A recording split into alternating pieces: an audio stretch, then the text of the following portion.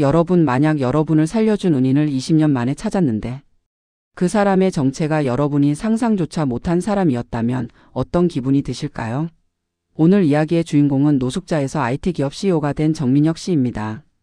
그는 인생의 가장 밑바닥에서 자신을 구해준 한 할머니를 평생 은인으로 생각하며 살았습니다.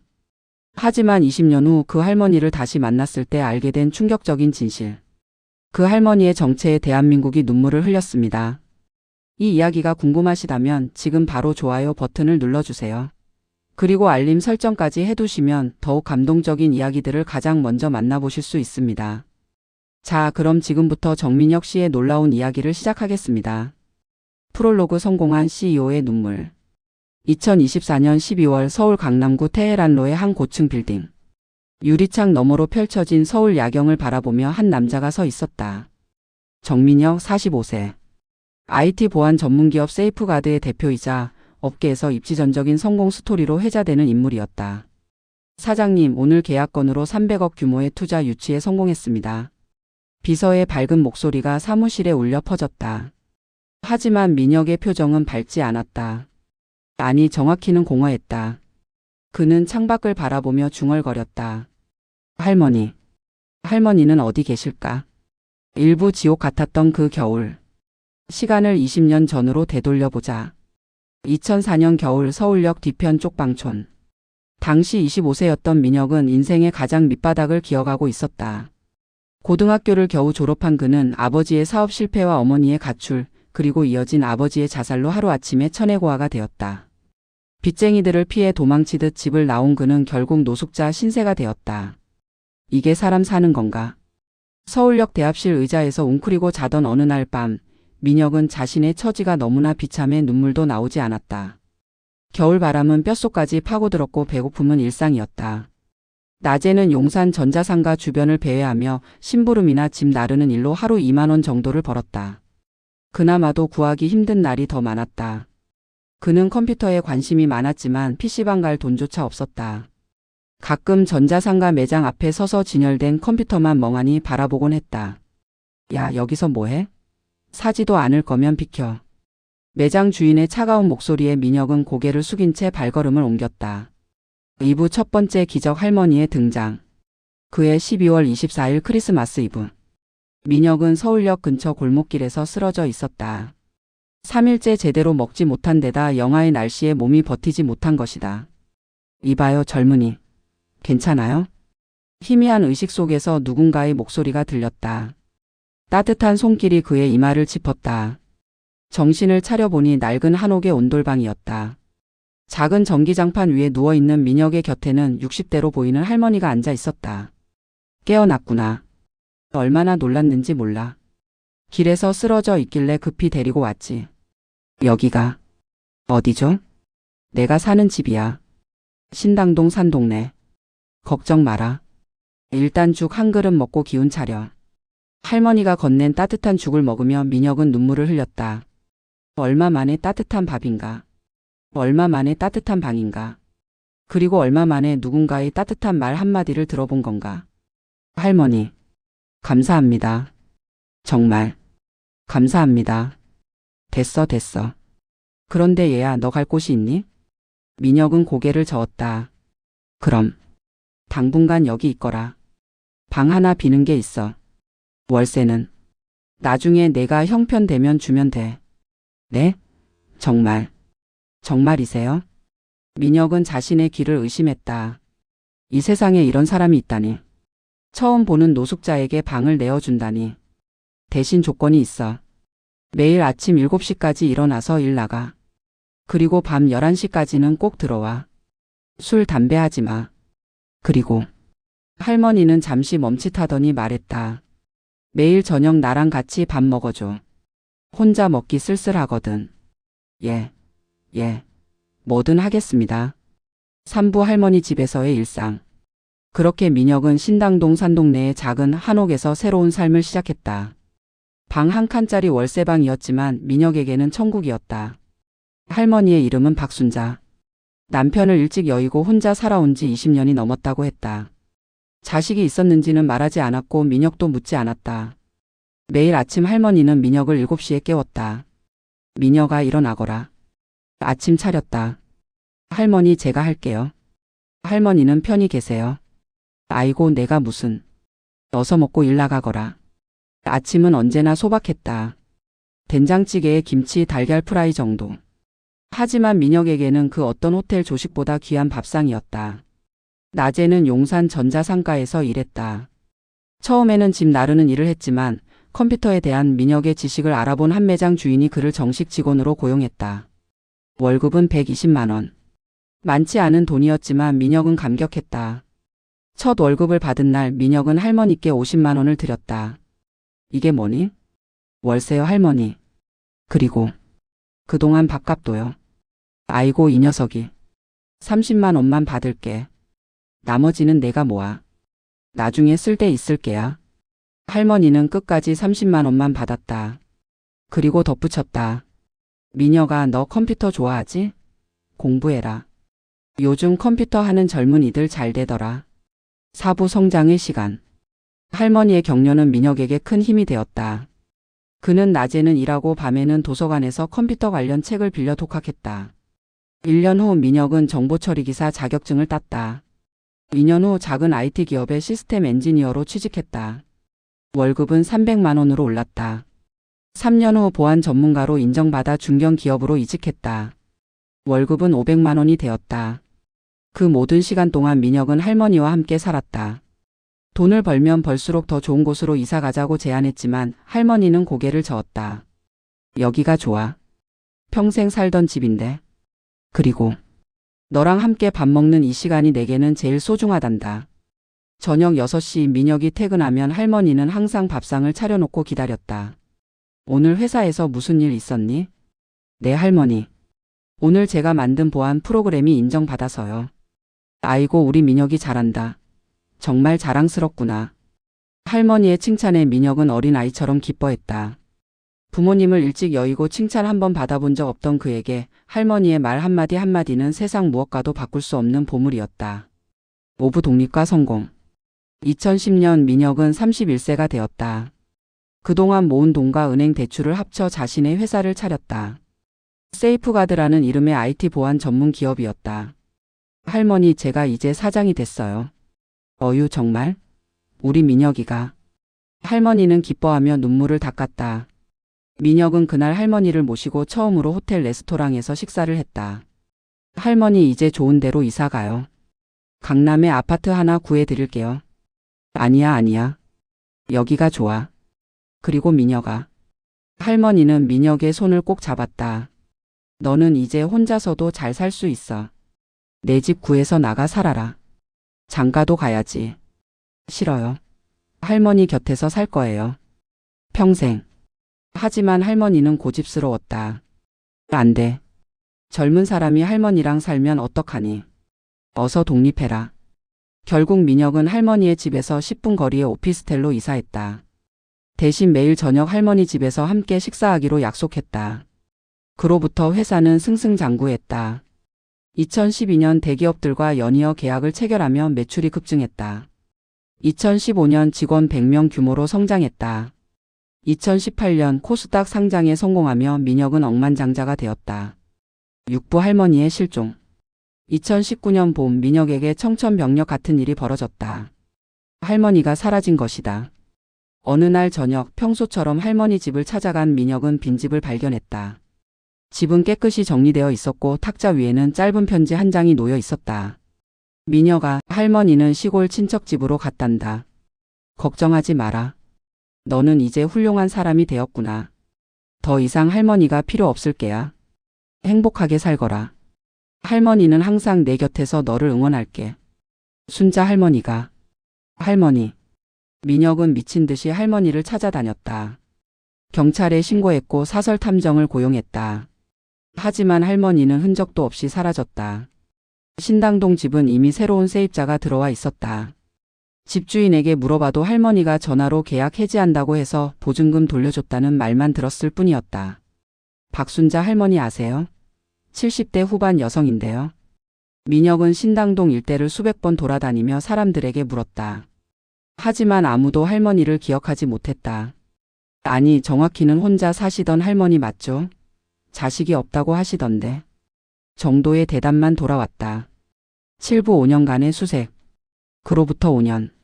민혁은 회사 경영과 함께 할머니 찾기를 멈추지 않았다. 전국의 요양원, 병원, 복지관을 뒤졌다.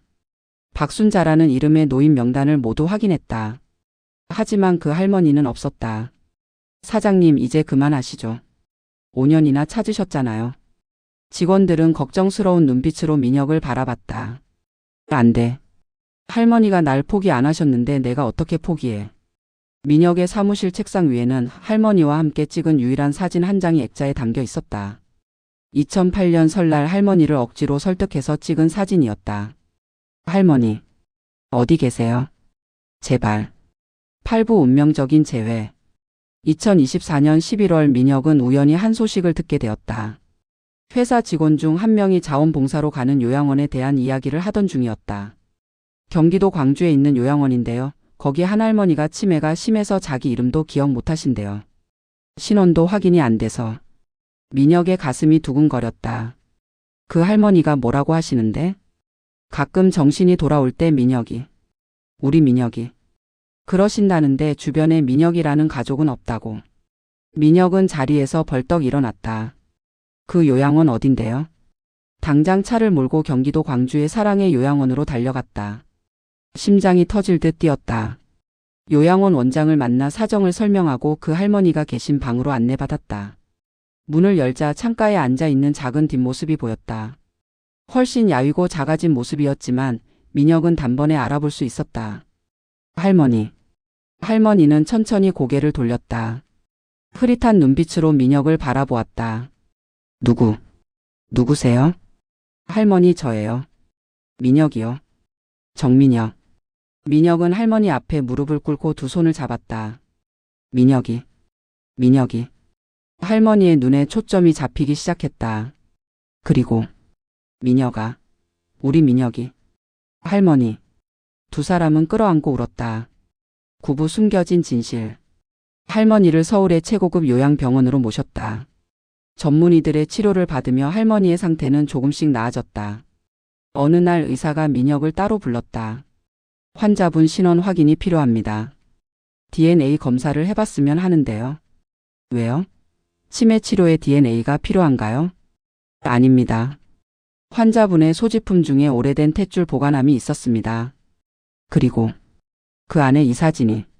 의사가 건넨 바랜 사진. 그 속에는 젊은 시절의 할머니가 갓난 아기를 안고 있었다. 사진 뒷면에는 이렇게 적혀 있었다. 1979년 12월 15일. 민혁아, 미안해. 엄마가 너무 가난해서. 미안해. 민혁의 생년월일이었다. 이게 무슨. 검사를 해봐야 확실하지만 혹시 환자분이. 10부 충격적인 진실. DNA 검사 결과는 3일 후에 나왔다. 박순자 할머니와 정민혁은 모자 관계로 확인되었다.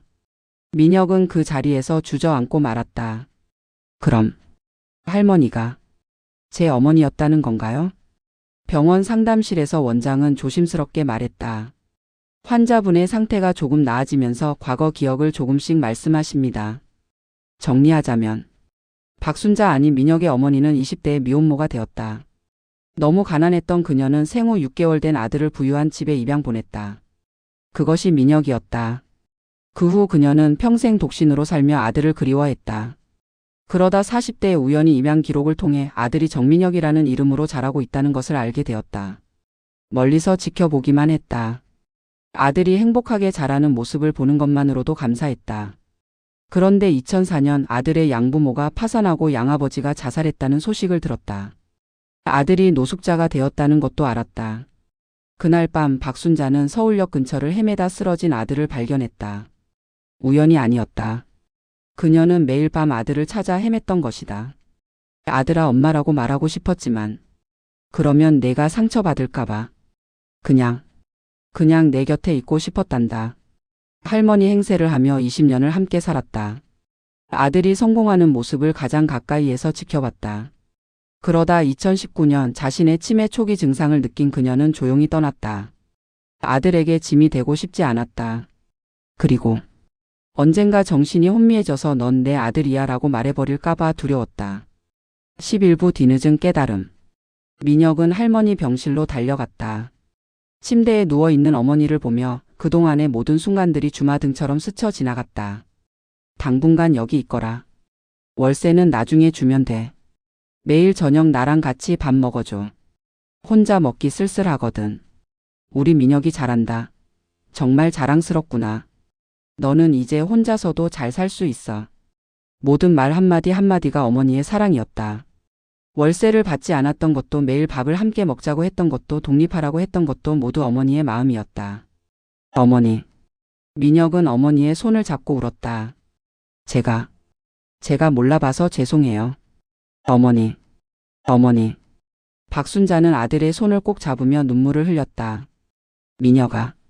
우리 아들. 잘 컸구나. 정말 잘 컸어. 12부 함께하는 시간. 그날 이후 민혁은 회사 업무를 대폭 줄이고 어머니 곁을 지켰다. 최고의 의료진을 모셔 치료했고 어머니의 상태는 많이 호전되었다. 하지만 치매는 완치가 불가능했다. 어머니 오늘 뭐 드시고 싶으세요? 글쎄다. 된장찌개가 먹고 싶구나. 제가 끓여드릴게요. 어머니가 예전에 저한테 해주셨던 그 맛으로. 민혁은 어머니를 위해 직접 요리를 배웠다. 어머니가 20년 전 자신에게 해줬던 모든 음식들을 재현하려 노력했다. 저녁 6시 민혁은 어머니와 함께 밥상에 마주 앉았다. 예전처럼 같이 밥 먹으니까 좋구나. 네 어머니. 저도요. 민혁아 엄마가. 미안해. 진작 말했어야 했는데. 아니에요 어머니. 어머니는 저한테 최선을 다하셨어요. 할머니로라도 제 곁에 계셔 주신 것만으로도 감사해요. 13부 어머니께 드리는 선물. 2025년 5월 8일 어버이날. 민혁은 어머니를 모시고 한 곳으로 갔다. 서울 용산구의 한 새 아파트 단지였다. 어머니 여기가 어딘지 아세요? 어머니 집이에요. 내 집? 네. 이제 여기서 사세요. 최고급 노인 의료 서비스가 제공되는 실버타운이에요. 그리고 민혁은 바로 옆동을 가리켰다. 저는 바로 옆동에 살 거예요. 매일 어머니 집에서 저녁 먹으러 올게요. 예전처럼. 어머니는 눈물을 흘렸다. 아이고. 우리 아들. 그리고 어머니 하나 더요. 민혁은 서류 한 장을 꺼냈다. 회사 지분 30%를 어머니 명의로 이전했어요. 그리고 매달 어머니 통장에 생활비가 들어갈 거예요. 평생 편히 사세요. 아니야. 이건 내 돈인데. 어머니 돈이에요. 어머니가 없었으면 지금의 저도 없었어요. 제가 노숙자일 때 저를 포기하지 않으셨잖아요. 방을 주시고 밥을 주시고 무엇보다 사랑을 주셨잖아요. 2025년 12월 24일 크리스마스 이브. 어머니와 아들은 신당동 산동네를 찾았다. 그 낡은 한옥은 여전히 그 자리에 있었다. 어머니 여기서 살던 게 정말 행복했어요. 나도 그랬단다. 비록 할머니로밖에 너를 지켜볼 수 없었지만. 어머니 왜 진작 말씀 안 하셨어요? 제가 어머니 아들이라는 걸. 박순자는 아들의 손을 잡았다. 민혁아 너는 이미 부모를 잃은 상처가 있었잖니. 양부모님을 잃고 얼마나 힘들어했는데. 거기에 사실 엄마는 너를 버렸던 미혼모야라고 말하면 내가 받을 충격이 두려웠어. 그래서 할머니가 되신 거예요? 응. 할머니로라도 내 곁에 있고 싶었어. 너를 사랑할 수 있다면 그걸로 충분했어. 엄마라는 이름은. 엄마는 받을 자격이 없다고 생각했거든. 민혁은 어머니를 껴안았다. 어머니는 제게 최고의 엄마예요. 세상 누구보다. 지금 민혁의 사무실에는 2개의 액자가 나란히 걸려 있다. 하나는 2004년 크리스마스 이브 할머니와 처음 만난 날의 기념사진. 다른 하나는 1979년 12월 15일 갓 태어난 민혁을 안고 있는 젊은 어머니의 사진. 그 아래 작은 명패에는 이렇게 적혀 있다. 사랑은 이름을 가리지 않는다. 할머니로 엄마로 당신은 언제나 내 곁의 빛이었습니다. 사랑합니다, 어머니. 에필로그. 정민혁 씨는 지금도 매일 저녁 6시 어머니와 함께 밥상을 마주합니다. 20년 전 그 작은 한옥집에서처럼. 다만 한 가지 달라진 게 있다면 이제는 할머니가 아닌 어머니라고 부른다는 것. 민혁 씨는 인터뷰에서 이렇게 말했습니다. 어머니는 제게 할머니로 오셨지만 그 사랑만큼은 진짜 어머니 그 자체였습니다. 아니 어쩌면 세상 어떤 어머니보다 더 큰 사랑을 주셨는지도 모릅니다. 자신의 정체를 숨기면서까지 저를 지켜주셨으니까요. 박순자 씨는 현재 치매 증상이 많이 호전되어 아들과 행복한 시간을 보내고 있습니다. 그리고 민혁 씨는 어머니의 이름으로 제2의 시작 재단을 설립했습니다. 노숙자, 미혼모, 가정 해체로 어려움을 겪는 청년들에게 주거와 교육을 지원하는 재단입니다. 제게 어머니가 그러셨던 것처럼 저도 누군가에게 새로운 시작의 기회가 되고 싶습니다. 여러분 이 이야기를 보시고 어떤 생각이 드셨나요? 만약 여러분이 정민혁 씨였다면 할머니의 정체를 알았을 때 어떤 기분이 드셨을까요? 그리고 박순자 씨는 왜 아들에게 진실을 말하지 못했을까요? 댓글로 여러분의 생각을 들려주세요.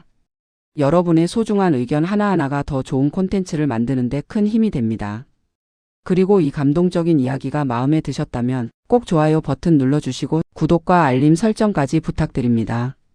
여러분의 작은 클릭 하나가 더 많은 분들에게 감동을 전할 수 있습니다. 다음 영상에서는 더욱 감동적인 이야기로 찾아뵙겠습니다. 오늘도 시청해 주셔서 정말 감사합니다. 여러분 사랑합니다.